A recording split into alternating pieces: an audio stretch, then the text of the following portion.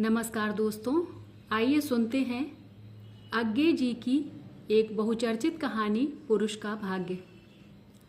मानव के प्रति जागरूकता आज के इस जमाने में एक मशीन की आड़ में प्रकट होती है। या तो वह मोटर के स्टीयरिंग पर बैठा पहियों को बचाकर चलने में चौकन्ना है, या वह स्वयं राही है और मोटर के स्टीयरिंग पर बैठे हुए अनेक मानवों से बचकर चलने में चौकन्ना है। बचने और बचाने का ही रिश्ता जब मानव मानव में हो, तब इसकी संभावना कम है कि उस अकेली चलती हुई औरत की विचित्र क्रिया पर किसी का भी ध्यान गया हो। फिर चाहे कोल्हू के बैल से आज के मानव के जीवन में वह क्रिया कितना ही गहरा अभिप्राय रखती हो। मानिक तल्ले की सड़क पर कॉलेज स्क्वायर से कुछ आगे काली के मंदिर के पास ही पटरी पर वह चली जा रही थी। मंदिर में अचर्चा में बहाए हुए या प्रार्थनी विधवाओं के गीले कपड़ों से बहे हुए पानी से वह पटरी कुछ दूर पर तक पैरों जूतों के पिच पिच उपहारों से क्लांत और बोझल फिर क्रमशः सूखी होती चली गई थी। इसी स्थल पर चलती हुई वह औरत एकाएक अकचका कर रुकी, हड़बड़ाई सी पैर बचाकर एक ओर को हटी और फिर सिमट कर बचती हुई सी आगे बढ़ी।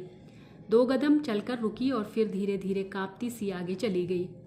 कोई भी इस क्रिया को देखता तो अनुमान लगाता कि बहुत देर से व्रतादि करने वाली किसी जीवन विकसित धर्मप्राण हिंदू स्त्री के अनुष्ठान से लौटते समय पैर के नीचे अचानक किसी जीव भी सख्त त्वचा वाला नहीं, पिलपिला और चेपदार, जिससे छूकर तलवे का संवेदनशील मध्य भाग तड़प जाए।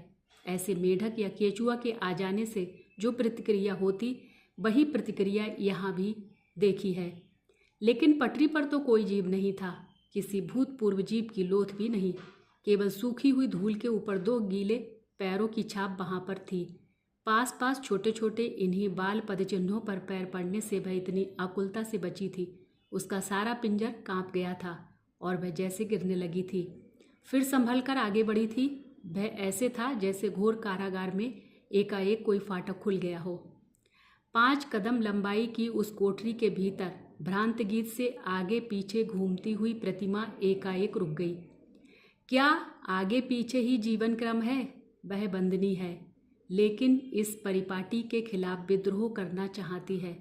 क्यों जीवन में आगे ही बढ़ना या पीछे ही हटना? क्यों 5 कदम आगे और 5 कदम वापस? वह आगे पीछे का क्रम छोड़कर कोठरी के चारों ओर चक्कर काटने लगी। बीच में चक्की, खड्डी, पतरा कई विघ्न थे, लेकिन सीधी की बजाय मंडलाकार चाल चलने से उसे कुछ संतोष हुआ। यह गोल गोल घूमना भी कोल्हू के बैल की तरह है, पर संतोष शायद इसलिए मिलता है कि वह केवल घिरी हुई नहीं है। कुछ है जो उसकी भी मुट्ठी में है, कुछ जो उसकी देन है, जो उसके अंतरतम से प्रसूत होकर बाहर की ओर संसार की ओर उन्मुख है। कुछ जो प्रतिमा को लगता है वह बद्ध रहेगी, जेल ही में रहेगी, पर जैसे किसी अव्यक्त दिव्य निमित्त से कहीं को एक फाटक उसके लिए खुल गया है। आत्म प्रवंचना कौन सा, किधर का, कहाँ को है वह फाटक जो खुला है? जेल के इन पिछले 4 वर्षों में प्रतिमा के जीवन मंदिर में कई फाटक खुले और बंद हुए हैं। कभी कहीं फाटक न होने से सेंध लगाकर ही काल तस्कर घुस आया है और न जाने किधर को निकल गया है। प्रतिमा का पति किसी षड्यंत्र के मुकदमे में फांसी लटक गया है।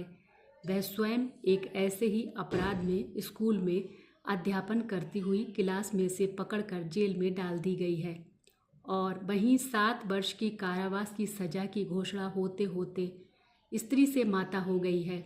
धरे हुए पुरुष का खोना और जने हुए पुरुष का पाना इतना पास पास हुआ है कि वह उद्भ्रांत सी हो गई है। लेकिन खुलने और बंद होने वाले इन फाटकों की भूल भुलैया में उसने अपना अभिमान नहीं खोया है। लोगों ने उसे विश्वास दिलाया था कि माता होने पर वह छूट जाएगी। उसने तिरस्कार पूर्वक इस विश्वास को निकाल फेंका था। छोड़ी वह नहीं गई और विश्वास व्यर्थ गया। लेकिन उसने तिरस्कार किया था तो निराश होने के डर से नहीं, एक सहज दर्प से जो किसी की दया से छूटना नहीं चाहता था। और ना जाने किस दिव्य या दैव क्रिया से प्रतिमा को अकेलापन नहीं अखरा था।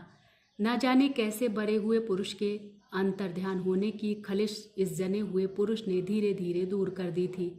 वह पुरुष अभी शिशु था। उसकी चाल अटपटी और बाड़ी तुतली थी, पर प्रतिमा को ऐसा लगता था कि वह भाग्य के फाटक की ओर समर्थ पैरों से बढ़ रहा है, कि उसके स्पर्श से फाटक खुल जाएगा, कि उसके पीछे खड़ी होकर प्रतिमा भी देखेगी कि वह भाग्य शिशु का नहीं पुरुष का है।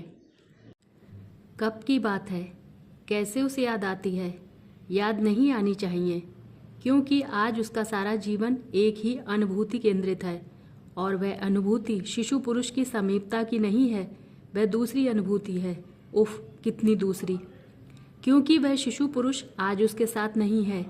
एक दिन जेल वालों ने कहा था, बालक अब बड़ा हो गया है, अब तुम्हारे साथ नहीं रह सकता, तुम्हारे संबंधी हैं। तब उसने अभिमान से कह दिया था, मेरा कोई नहीं है, यह मेरे पास रहेगा। और एक बार जगा कर इस अभिमान को छोड़ना कठिन हो गया था। फाटक कहीं है, लेकिन आलोक अभिमान का है। उस दिन वे चले गए थे, पर पीछे प्रतिमा को पता लग गया था कि उसका भाग्य उसके साथ नहीं है, कि जिस शिशु को जेल वालों ने पुरुष मान लिया है, उसका मार्ग अलग होगा ही। और एक दिन वे आकर उसे ले गए थे, कह गए थे कि वे उसे अनाथाश्रम में रखने का प्रबंध कर रहे हैं। जेल के फाटक के बाहर, पर अनाथाश्रम का फाटक। एक दिन ले गए थे, आज है वह दिन।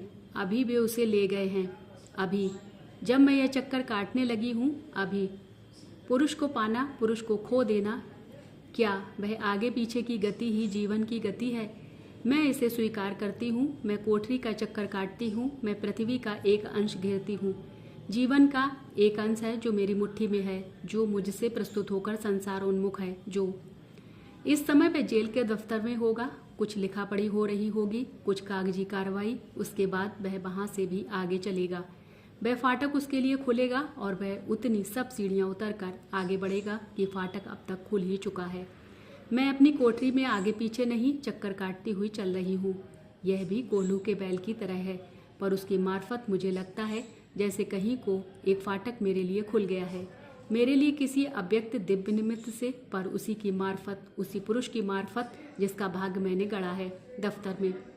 क्या बच्चे को पता है कि वह अब पुरुष है, कि वह माँ से छिन नहीं रहा, पुरुषत्व को प्राप्त कर रहा है, पुरुष के भाग्य की ओर जा रहा है, क्योंकि वह रो नहीं रहा है। एक अपरिचित अस्पष्ट सा अभिमान उसके भीतर भर रहा है कि इन अनेक छोटे बड़े अवसरों के बीच वह एक बच्चे की तरह नहीं, उनके परामर्शों का केंद्र बनकर खड़ा है। तभी तो जब जेल का सुप्रिंटेंडेंट उसे बाहर भेजने की कार्रवाई समाप्त करके चलने को हुआ, ड्यूटी से निकलकर फाटक तक आया। कई सांकलों और कुंडों की खड़खड़ झंझन के साथ फाटक खुला।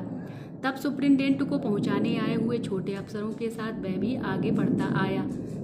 उस समय कोई विशेष आह्लाद उसके मन में नहीं था, केवल वह कुछ कुछ चेतता हुआ अभिमान बढ़कर साहब के बराबर को हो लिया। किसी ने उसे रोका नहीं। क्या इसलिए नहीं कि वह बच्चा है? नहीं, उससे नए अभिमान ने कहा। नहीं, इसलिए कि वह पुरुष है। वह और आगे बढ़ा। 14 सीढ़ियां और फिर रास्ता, और उसके ऊपर आकाश। आकाश को चीरता हुआ एक अरक्त कंठ तोता। यहाँ नहीं है सीखचे, नहीं है फाटक, है एक आकुल निमंत्रण, स्वतंत्र पुरुष का भाग्य। उसका पैर फिसल गया, जैसे अनंत का फाटक खुला और बंद हो गया। दृश्य को घेरने वाली आंखें फिर अपनी ज्योति में घिर गईं। चक्कर काटती हुई प्रतिमा क्षण भर रुक गई, ना जाने क्यों। फिर वह घेरा छोड़कर पहले की तरह चलने लगी। क्या आगे और पीछे ही जीवन क्रम है?